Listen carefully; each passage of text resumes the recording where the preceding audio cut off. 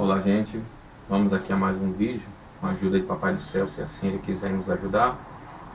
Vamos fazer a leitura da carta aos Efésios e vamos ver alguns detalhes interessantes.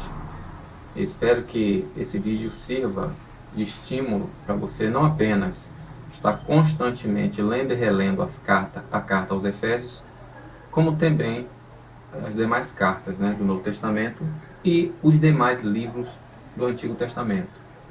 Porque se eu e você estivermos lendo e relendo constantemente, a gente vai fixar na nossa mente e a gente vai começar a compreender os textos. Principalmente quando você começa a pesquisar, além do contexto textual aqui, o contexto histórico, a ideia que o escritor quis passar quando ele escreveu a carta. Principalmente alguns termos que tem aqui, que é necessário você pesquisar para saber qual a mentalidade daquela época, o que quis de fato dizer aquele termo, aquele texto, contexto, para se fazer uma boa interpretação textual e uma boa análise hermenêutico. Aqui em Efésios você vai ver uma coisa interessante, tem muita gente que discute, mas se nós lêssemos de fato a Escritura, principalmente quem trabalha com tradução, dá para ver realmente a ideia, não querer colocar a ideia denominacional no texto, mas extrair a ideia do texto. Vamos lá? Carta que Paulo escreve aos Efésios. Carta que Paulo escreve aos Efésios diz assim: Paulo, apóstolo de Cristo Jesus, pela vontade de Deus. Estou lendo aqui a Bíblia de Jerusalém, viu? É até bom frisar isso, porque vai chegar uma hora da leitura que muitos vão ficar espantados, eu acredito. Outros não, porque na verdade creio mais no dogma da denominação que faz parte do que o próprio texto diz. Efésios, carta que Paulo escreveu aos Efésios.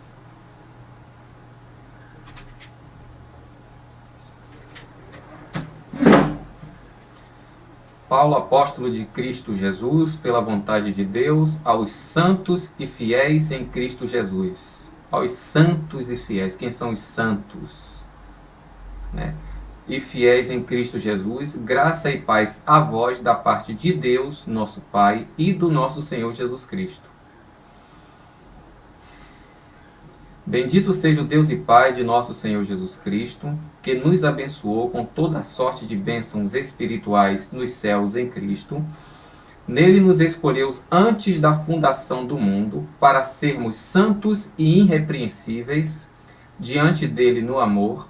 Ele nos predestinou para sermos seus filhos adotivos por Cristo Jesus, conforme o beneplácito da sua vontade, para louvor e glória da sua graça, o qual ele nos agraciou no amado, e pelo sangue deste que temos a redenção, a remissão das ofensas ou dos pecados, segundo a riqueza da sua graça, que ele derramou profusamente sobre nós, infundindo-nos toda sabedoria e inteligência.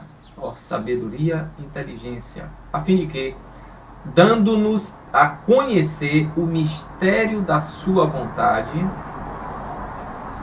conforme a decisão prévia que lhe aprouve tomar,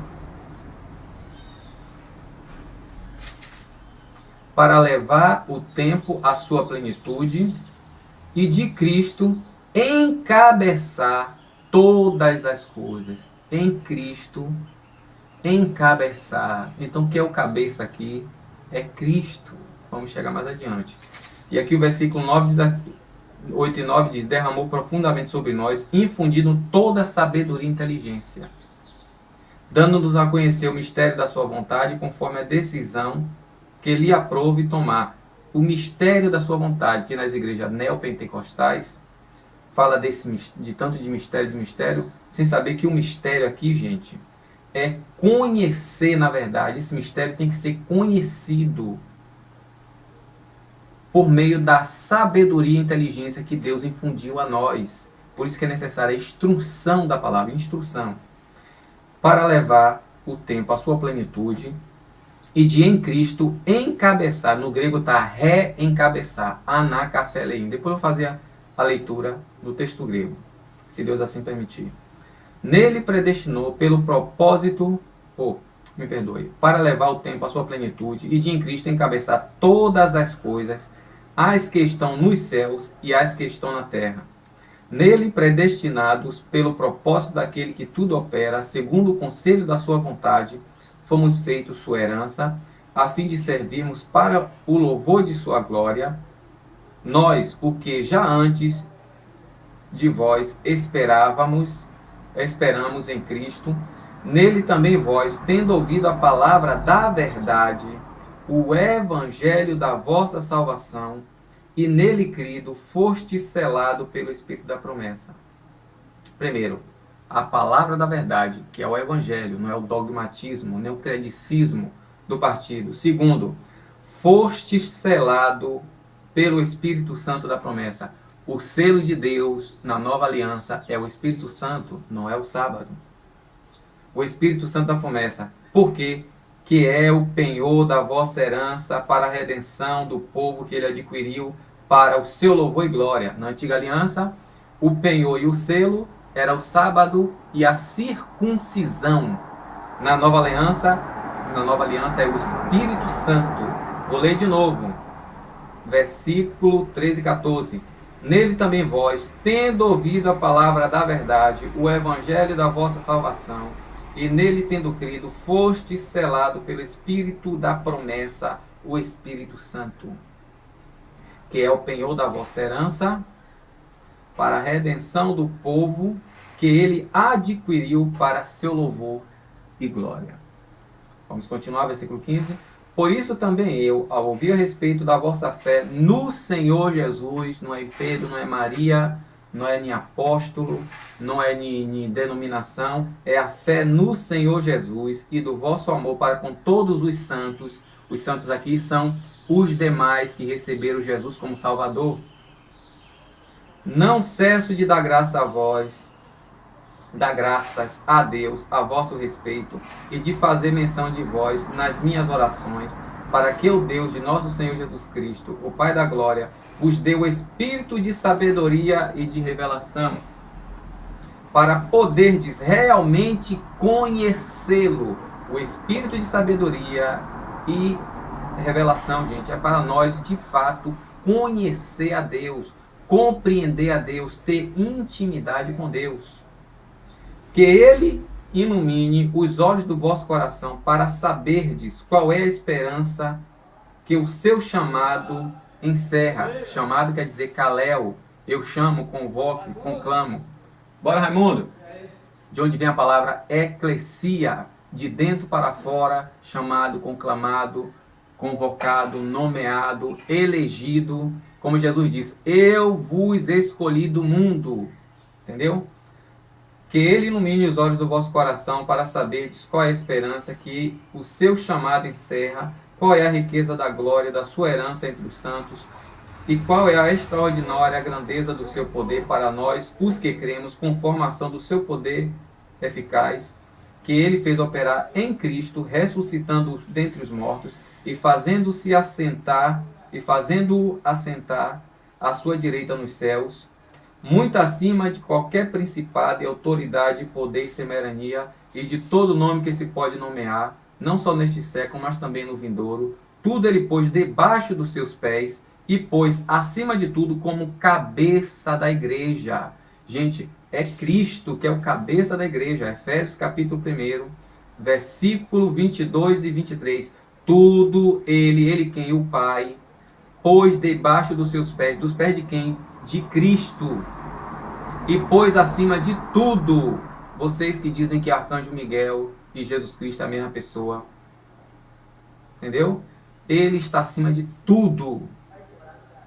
E pôs acima de tudo como cabeça da igreja, que é o seu corpo, a plenitude daquele que plenifica tudo em tudo.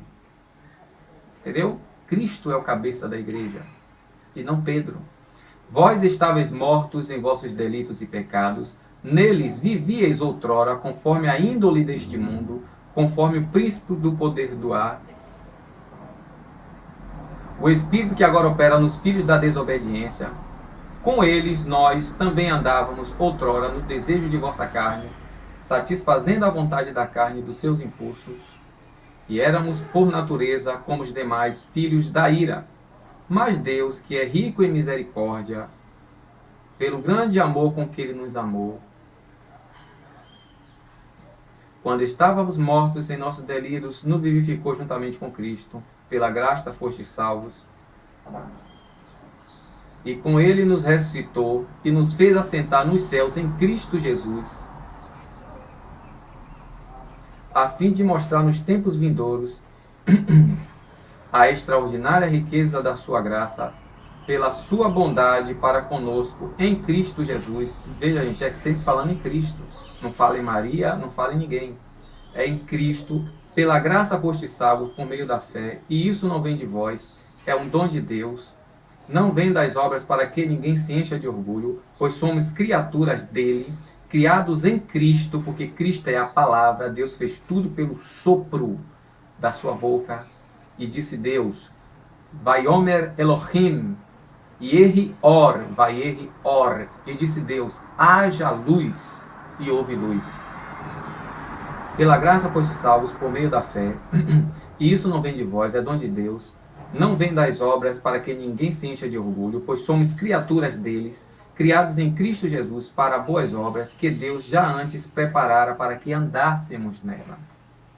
A salvação não é por boas obras, as boas obras tem que ser uma evidência de nós sermos salvos. Assim como banana, a gente sabe que é banana da prata porque ela produz banana da prata. Ela foi programada para dar banana da prata.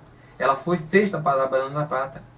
Bananeira da banana, mangueira da manga, jambuzeiro da jambo. Entendeu?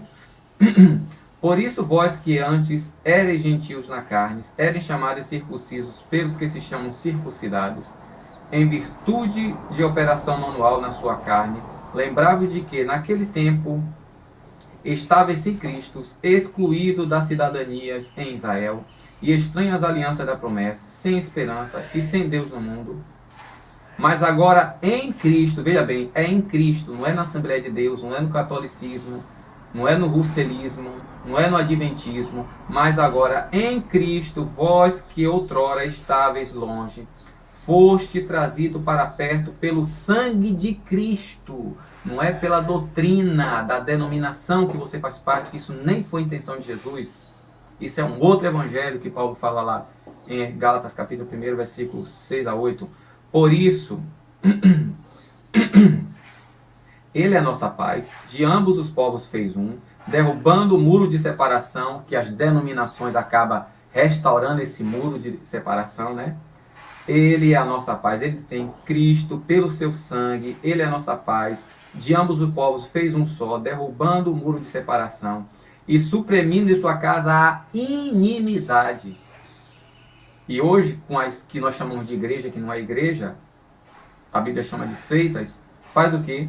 A lei de levantar um novo muro de separação acaba causando inimizade. Mas em Cristo, a nossa inimizade contra Deus, ela foi derrubada e a inimizade suprimida. Quais são a inimizade? A lei dos mandamentos que expressa em preceitos, a fim de criar em si mesmo um só homem novo, estabelecendo a paz e em reconciliar ambos com Deus em um só corpo, por meio da cruz, na qual ele matou a inimizade. Assim ele veio e anunciou a paz a vós que estáveis longe e a paz a vós que estáveis perto. Pois por meio deles, nós, judeus e gentios, num só Espírito, temos acesso ao Pai. Portanto, já não sois estrangeiros, adventícios, mas co-cidadãos dos santos, membros da família de Deus, estáis edificados sobre o fundamento dos apóstolos. De novo aqui, gente.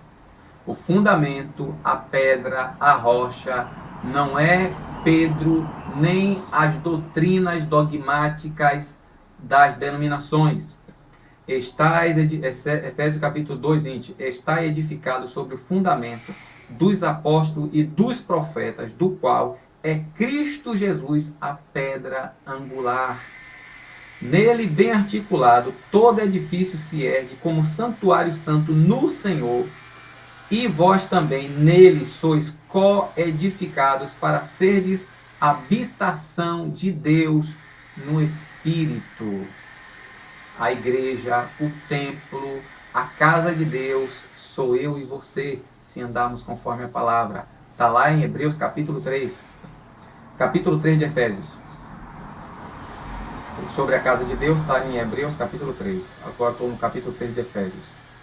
Por essa razão, eu, Paulo, o prisioneiro de Cristo, por amor de vós, os gentios, certamente sabeis da dispensação da graça da graça de Deus que me foi dada a vosso respeito. Por revelação me foi dado a conhecer o mistério, como atrás vos expus sumariamente. Lendo-me podeis compreender a percepção que eu tenho do mistério de Cristo. Às gerações, aos homens do passado, este mistério não foi dado a conhecer, como foi agora revelado aos seus santos apóstolos e profetas. Eu vou parar aqui, gente, depois eu faço a leitura completa, porque estão fazendo um trabalho ali, está fazendo muita zoada. Então vai acabar atrapalhando a leitura. Amém? Deus abençoe. A paz.